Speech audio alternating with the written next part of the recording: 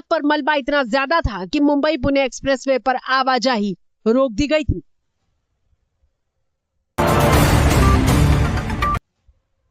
मैं जहाँ पे खड़ा हूँ ना, यहाँ से मुंबई की तरफ आने वाली यातायात होती है और मेरे राइट साइड में है जो मुंबई से पुणे जाने के लिए यातायात खुली रहती है। लेकिन आज जो घटना हुई है, जिस प्रकार से बारिश आ रही है, आप देख सकते हैं पानी का ऊपर से आने वाला फ्लो कितना ज्यादा है और इसकी वजह से है इस पहली बारिश में कोई भी हादसा हो सकता है और इसीलिए है ये पूरी यातायात इस वक्त दोनों तरफ से रुकाई गई है। मिसिंग लिंक के नाम से मशहूर मुंबई पुणे एक्सप्रेसवे 2 महीने पहले ही शुरू हुआ था और 6,695 करोड़ की लागत से बने महत्वाकांक्षी प्रोजेक्ट को इंजीनियरिंग का नायाब नमूना कहा जा रहा था। नायाब इसलिए क्योंकि पहाड़ों के भीतर से काट कर रास्ता बनाया गया था, लेकिन लगातार हुई भारी बारिश ने सवाल खड़े कर दिए। बहुत बड़े पैमाने पर लैंडस्लाइड मुंबई पुणे एक्सप्रेसवे पर हुआ। करीब 100 टन का मलबा ये मुंबई पुणे एक्सप्रेसवे पर आया। अभी उसको भी शुरू किया जा रहा है। मुंबई से पुणे जाते हुए 3 लेन शुरू हो चुकी है। पुणे से मुंबई अभी केवल 1 लेन शुरू है। अगले 1-1.5 घंटे में उसको भी शुरू करने का पूरे तरीके से या उस मलबे को साफ करने का काम चल रहा है। या खतरे के निशान को पार करने लगी है, जबकि रायगढ़ में भी स्थिति गंभीर बनी हुई है। मुंबई एयरपोर्ट पर 17 फ्लाइट्स रद्द हुई, जबकि 365 उड़ानों में देरी हुई। मुंबई में प्राइवेट ऑफिसर्स के कर्मचारियों को वर्क फ्रॉम होम करने को कहा गया। मुंबई में आज भी कई जगह से पेड़ों के गिरने की खबर सामने है।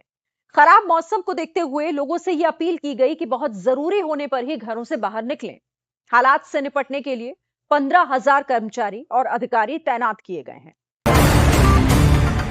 रेलवे ट्रैक डूबे हुए हैं और आलम यह है कि आवाजाही के लिए लोग ट्रैक्टर का इस्तेमाल कर रहे हैं। सबसे पहले आपको मुंबई में भारी बारिश के बाद बिगड़े हालात की तस्वीरें दिखाते हैं।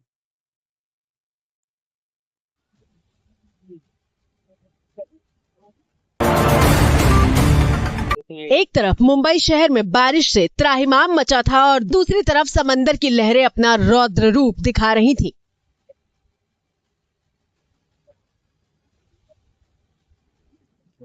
समंदर में हाई टाइड के दौरान 13 फीट से ऊंची लहरें उठ रही थीं और हवाओं की रफ्तार 60 से 70 किलोमीटर प्रति घंटे से ज्यादा की थी।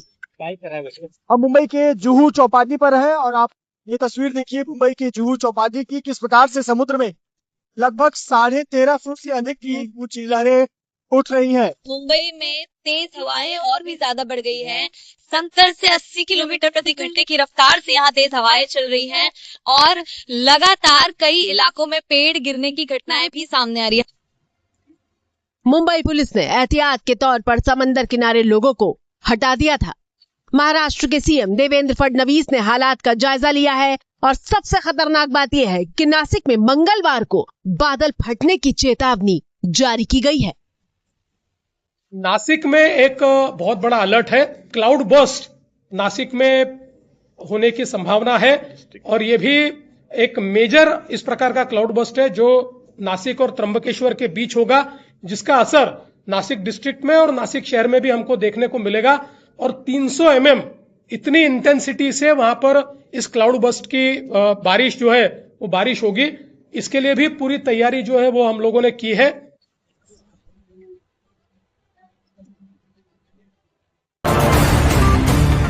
आफत दोहरी है। एक तरफ मूसलाधार बारिश हो रही है और दूसरी तरफ तूफानी रफ्तार से हवाएं चल रही हैं। नतीजा पेड़ जड़ों से उखड़कर गिर रहे हैं।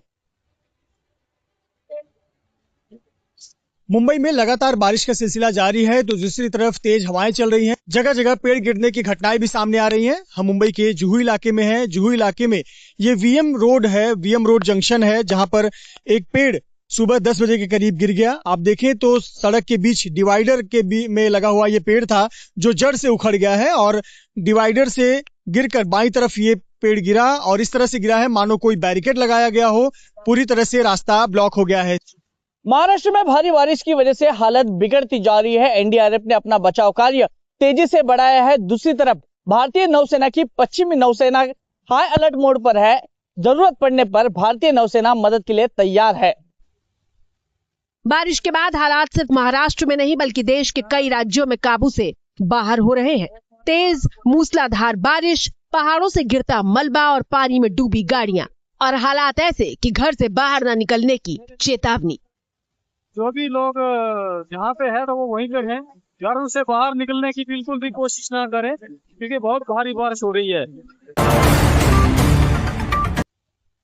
तस्वीरें जम्मू कश्मीर के किश्तवाड़ डोडा नेशनल हाईवे की हैं, जहां रविवार रात लगातार हुई बारिश की वजह से बाढ़ जैसे हालात पैदा हो गए और पहाड़ के रास्ते आए सैकड़ों टन मलबे ने गाड़ियों को अपनी चपेट में ले लिया। बड़े बड़े ट्रकों का 2/3 हिस्सा मलबे में धंस चुका था।